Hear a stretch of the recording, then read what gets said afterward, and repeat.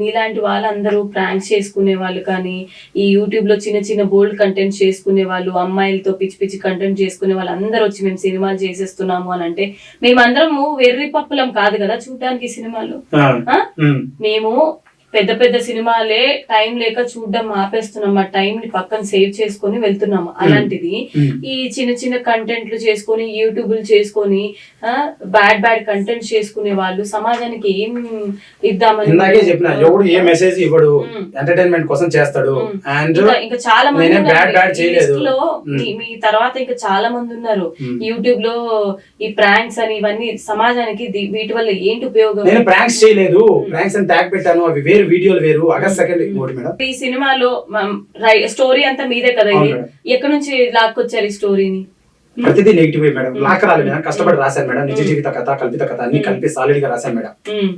August 2 release అవుతుంది madam.